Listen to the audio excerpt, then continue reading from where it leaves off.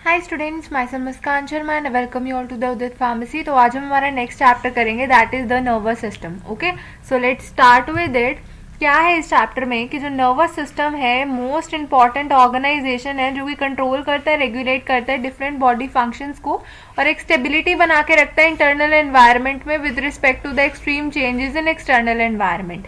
ठीक है, क्या बोला गया है हमें कि जो हमारा नर्वस सिस्टम है, क्या है जो हमारा नर्वस सिस्टम है बॉडी का, वो बहुत ही इंपॉर्टेंट ऑर्गेनाइजेशन है। एक ऐसा ऑर्गेनाइजेशन है वो जो कि कंट्रोल करता है, जो चलाता है, रेगुलेट करता है, संभाल के रखता है हमारे जो डिफरेंट बॉडी फंक्शंस है उनको, और एक स्टेबिलिटी मेंटेन करके रखता है इंटरनल एनवायरनमेंट में और एक्सटर्नल एनवायरनमेंट में। ठीक है, बाहर की चीज़ों को देख के हम रिस्पॉन्ड करते हैं और अंदर की चीज़ों से भी हमारी बॉडी कुछ रिस्पॉन्ड करती है। So this is what nervous system do.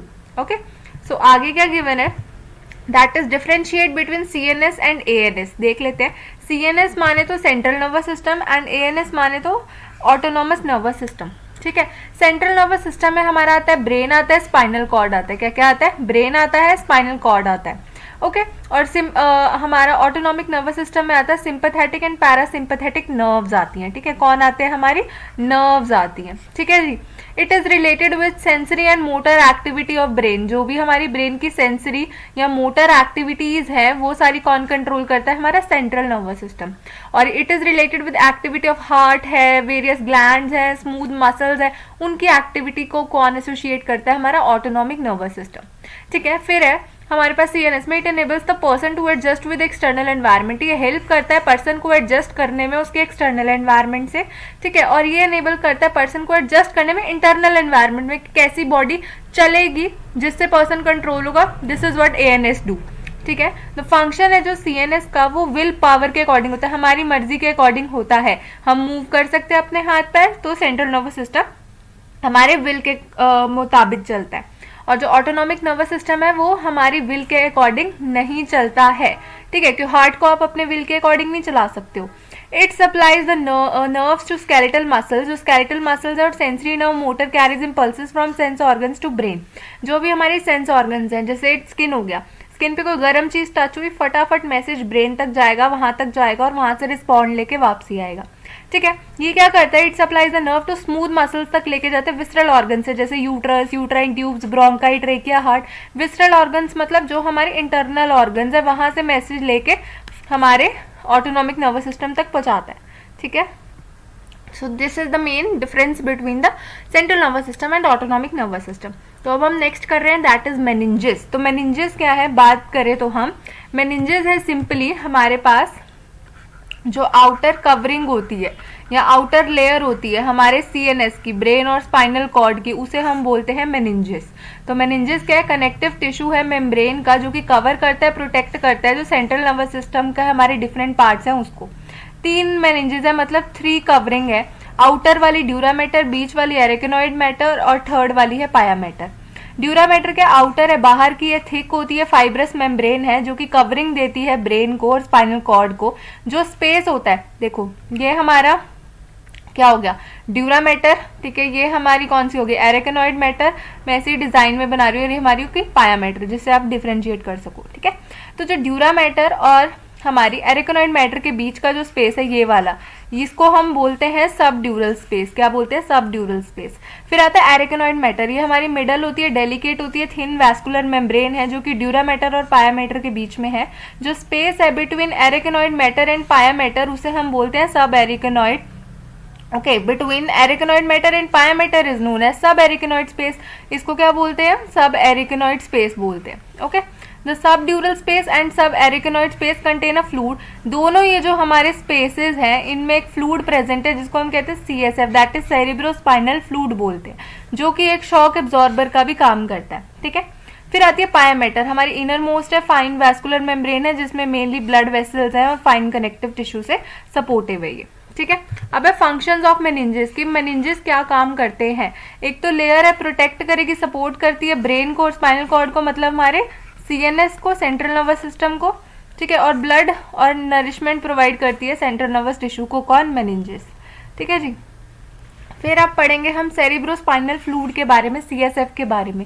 ये हमारा क्लियर वाटरी फ्लूइड है जो कि बिटवीन मेनिंजेस प्रेजेंट होता है, ठीक है, और कोरोइड प्लेक्सस इसको सिक्रीट करता है। कौन सिक्रीट करता है? Choroid plexus. किस किस का बना हुआ होता है? वाटर का, पानी का बना हुआ है, amino acid, glucose, mineral salt, urea, creatinine थोड़े अमाउंट में, और प्लाज्मा प्रोटीन भी थोड़े अमाउंट में, जैसे कि एल्बुमिन, ग्लोबुलिन प्रोटीन है, ये भी प्रेजेंट होते हैं। तो इन चीजों को मिलाकर बना होता है हमारा सीएसएफ। अब है फंक्शंस ऑफ सीएसएफ। सीएसएफ काम क्या करता है? ठीक है, it acts a cushion and shock absorber. एक तो कुशन और शॉक एब्जॉर्बर की तरह काम करता है, और एक यूनिफॉर्म प्रेशर मेंटेन करके रखता है पूरा जो भी हमारा सेंट्रल नर्वस सिस्टम है उस पर, ठीक है, और सपोर्ट करता है, प्रोटेक्ट करता है ब्रेन और स्पाइनल कॉर्ड को। ब्रेन और स्पाइनल कॉर्ड को मॉइस्ट रखता है क्योंकि फ्लूइड है ना ये, और एक मीडियम की तरह काम करता है। मूवमेंट कराने में रेस्पिरेटरी गैसेज हैं, वेस्ट प्रोडक्ट्स हैं, न्यूट्रिएंट्स हैं, उन सबका एक मीडियम बनता है ताकि वो भी ब्रेन और स्पाइनल कॉर्ड तक अच्छे से फ्लो कर सके, ठीक है। अब है हमारे पास diagram of brain. Diagram of brain में क्या है? सेरिब्रम जिसको हम फोर ब्रेन बोलते हैं, सेरिबेलम जिसको हम हाइंड ब्रेन बोलते हैं, फिर हम आती है स्पाइनल कॉर्ड, ये medulla oblongata, pons varolii and mid brain, ठीक है। आगे आगे देख लेते हैं। अब हमारे पास फर्स्ट है दैट इज सेरिब्रम, ठीक है। सेरिब्रम हमारा लार्जेस्ट, अगर कोई पूछे कि लार्जेस्ट पार्ट कौन सा है ब्रेन का, so it is always be cerebrum, ठीक है। And is divided into two equal parts में डिवाइडेड है एक फिजर के थ्रू। दोनों हेमिस्फेयर्स को इंटरनली कौन कनेक्ट करता है? व्हाइट मैटर कॉल्ड, जिसको हम कॉर्पस कैलोसम बोलते हैं। जैसे एक ये है, एक ये है, इंटरनली इनको कौन कनेक्ट कर रहा है? कॉर्पस कैलोसम, ठीक है। Each hemisphere is divided into 4 lobes. Her hemisphere 4 lobes में डिवाइड है, ठीक है। Frontal lobe, parietal lobe, temporal lobe and occipital lobe, 4 lobes में, ठीक है। Each lobe is separated from another by circle और फिजर। एक दूसरे से कैसे डिफरेंट है ये? सर्कस और फिजर से, इनके बीच में भी फिजर्स है, ठीक है। जो सेंट्रल सर्कस है जो सेपरेट करता है फ्रंटल और पेराइटल लोब को, ठीक है। लेटरल सर्कस जो सेपरेट करता है फ्रंटल और parietal lobe from temporal lobe से, और जो पेराइटल और ऑसिपिटल सर्कस है वो सेपरेट करता है पेराइटल लोब को ऑसिपिटल लोब से। ओके, इजी है। जब से हम स्कल का हमने पढ़ा था डायग्राम, फेस का हमने पढ़ा था, तो उसमें जो पेराइटल फ्रंटल लोब्स थे उनकी बात ही हो रही है, उनके बीच में जो है उसे central, lateral, parietal, occipital circus बोला हुआ है, ठीक है। फिर है हमारे पास जो आउटर सरफेस है सेरिब्रम का, वो ग्रे मैटर का बना हुआ है बाहर का, ठीक है। And the inner side is made up of white matter का बना हुआ है, ठीक है। The grey matter is compose of thalamus and hypothalamus. और ग्रे मैटर किस किस को मिला के बना हुआ है? थैलेमस को और हाइपोथैलेमस को मिला के बना हुआ है। जैसे कि हमारा ये हमारे टेम्पोरल लोब्स हैं, ये दो, ठीक है। ये हमारा पेराइटल लोब हो गया, ठीक है। ये जो पेराइटल और ऑसिपिटल के बीच में है ये हमारा पेराइटल ऑसिपिटल सर्कस हो गया, ठीक है। फिर हमारा फ्रंटल लोब हो गया, ये हमारा लेटरल सर्कस हो गया, और ये हमारा सेंट्रल सर्कस हो गया। Okay, easy. अब है हमारे पास फंक्शंस ऑफ सेरिब्रम के। जो हमारा सेरिब्रम है वो काम क्या करता है, ठीक है जी।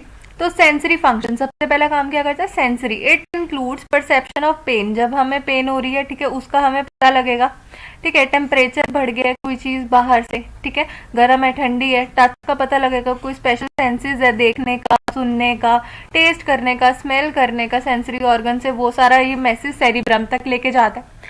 मोटर एक्शन, मूवमेंट में हेल्प करता है। Initiation and control of contraction of voluntary muscles, ठीक है। एसोसिएशन, ठीक है, एसोसिएशन मतलब मेंटल एक्टिविटीज है, जैसे इंटेलिजेंस हमारा, ठीक है, सेंस ऑफ रिस्पॉन्सिबिलिटी है, हम रीजन देते हैं किसी चीज का, लर्न करते हैं कोई चीज, ये भी सारे हायर सेंटर्स कहाँ प्रेजेंट होते हैं? सेरिब्रम में प्रेजेंट होते हैं, ठीक है। तो ये हमारा डायग्राम है जो कि फंक्शनल एरियाज दिखा रहे हैं किसके? सेरिब्रम के। ओके, मोटर एरिया है हमारे पास, प्री मोटर एरिया है, टेस्ट एरिया है, ठीक है, स्पीच सेंसरी एरिया है, विजुअल एरिया है, डिफरेंट डिफरेंट जगह पर लोकेटेड है, ठीक है। नेक्स्ट हमारे पास आता है मेड्यूला ऑब्लोंगेटा। ये क्या है? Base of the brain form करता है। क्या फॉर्म करता है? Base of the brain form करता है और कनेक्ट करता है ब्रेन और स्पाइनल कॉर्ड को, ठीक है। फंक्शंस, काम क्या करता है मेड्यूला ऑब्लोंगेटा? जो कार्डियक सेंटर है present in the medulla oblongata में प्रेजेंट है, जो वो हार्ट रेट कंट्रोल कर, जब कार्डियक सेंटर है तो पता है ये हार्ट से रिलेटेड काम करेगा, ठीक है, और force of contraction of heart को रेगुलेट करते हैं।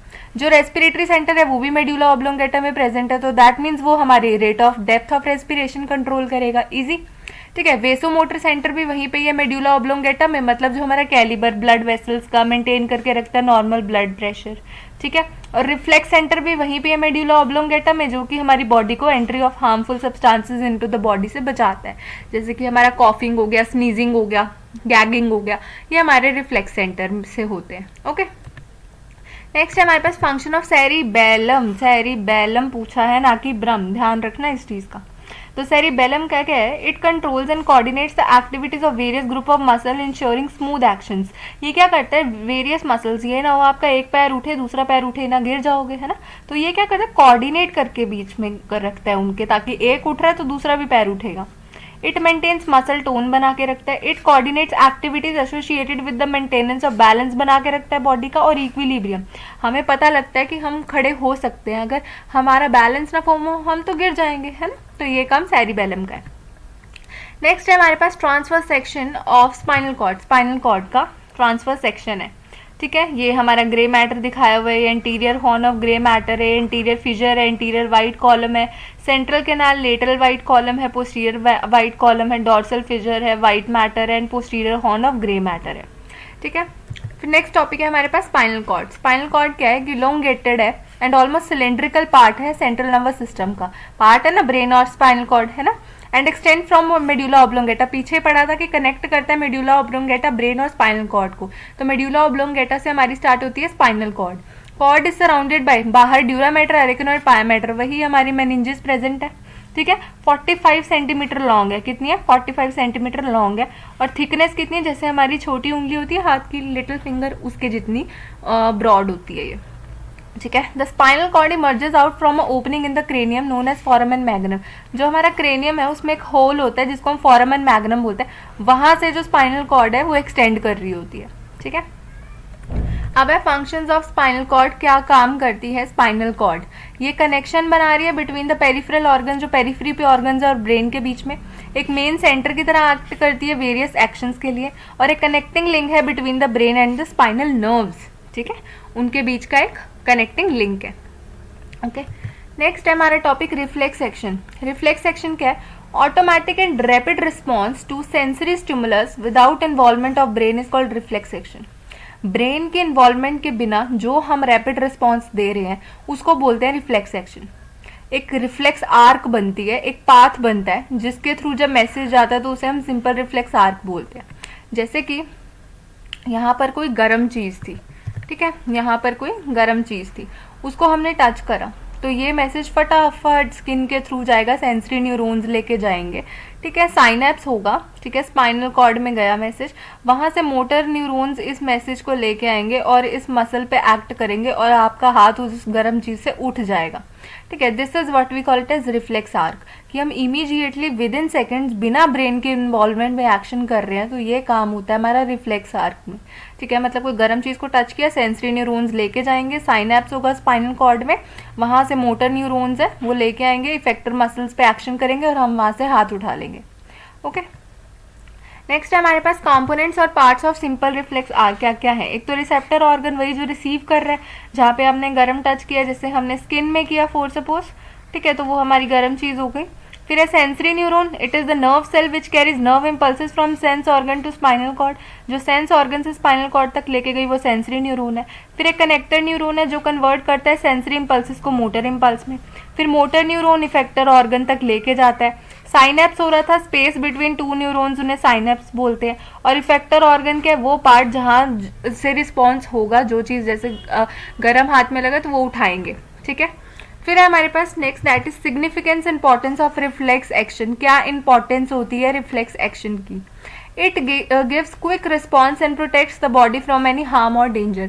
मतलब क्विक रिस्पॉन्स मिलता है हमें, हमारी बॉडी को प्रिवेंट करते हैं ये कोई भी हार्म है, कोई भी डेंजर है उससे, ठीक है। ओवरलोडिंग बचाते हैं, ब्रेन तक तो मैसेज जाता ही नहीं, स्पाइनल कॉर्ड ही सॉर्ट आउट कर लेता है जो चीज़ों से सॉर्ट आउट करनी है। और रिलीफ देता है पेन से, ठीक है। जो रिफ्लेक्स एक्शन है वो हेल्प करता है पर्सन को एडजस्ट करने में चेंजिंग एनवायरनमेंट में, ठीक है।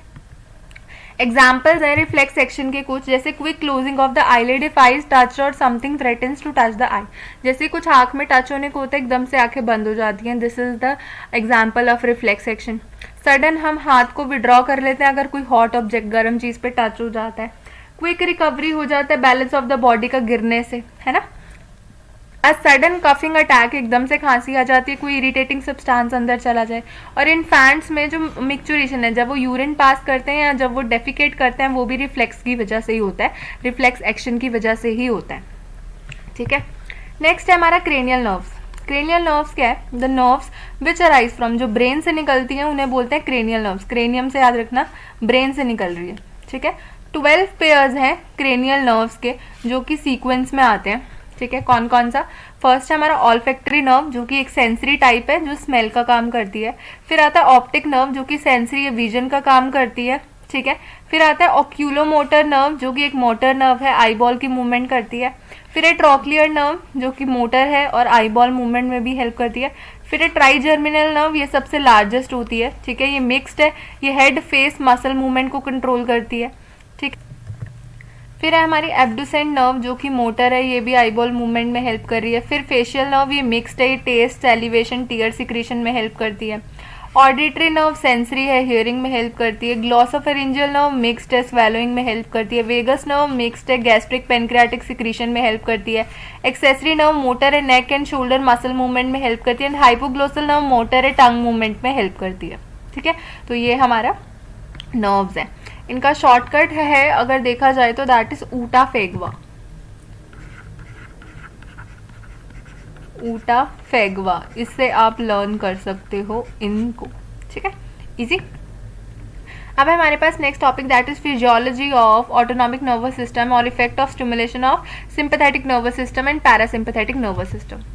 जैसे ऑर्गन है हमारी हार्ट, तो सिंपैथेटिक स्टिमुलेशन हुई तो हार्ट रेट इंक्रीज हो जाएगी, अगर पैरासिम्पैथेटिक स्टिमुलेशन हुई तो हार्ट रेट डिक्रीज हो जाएगी। मायोकार्डियम हमारी जो मसल लेयर है वो इंक्रीज कर देता है मायोकार्डियल कंट्रैक्टिलिटी को, अगर सिंपैथेटिक स्टिमुलेशन है, अगर पैरासिम्पैथेटिक है डिक्रीज हो जाती है वही कंट्रैक्टिलिटी। लंग्स में अगर सिंपैथेटिक स्टिमुलेशन है तो ब्रोंको डायलेशन हो जाती है और पैरासिम्पैथेटिक है तो ब्रोंको कंस्ट्रिक्शन हो जाती है।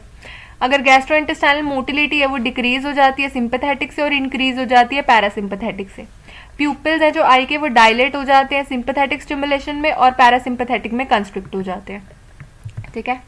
यूरिनरी ब्लैडर रिलैक्स हो जाते हैं हमारा सिंपैथेटिक में और कंट्रैक्शन हो जाती है उसकी पैरासिम्पैथेटिक में। जो ग्लैंडुलर सिक्रीशंस है एक्सोक्राइन वो डिक्रीज हो जाती है सिक्रीशन एक्सोक्राइन ग्लैंड्स की सिंपैथेटिक के टाइम पर और इंक्रीज हो जाती है सिक्रीशन किसके टाइम पर? पैरासिम्पैथेटिक के टाइम पर।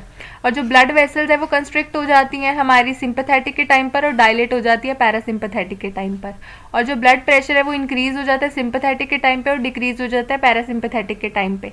और जो कार्डियक आउटपुट है वो इंक्रीज हो जाती है हमारी सिंपैथेटिक के टाइम पे और डिक्रीज हो जाती है कब? हमारी पैरासिम्पैथेटिक के टाइम पे। Okay, so that's it for this chapter. Hope आपको समझ आ गया हो एंड या थैंक्स फॉर वॉचिंग।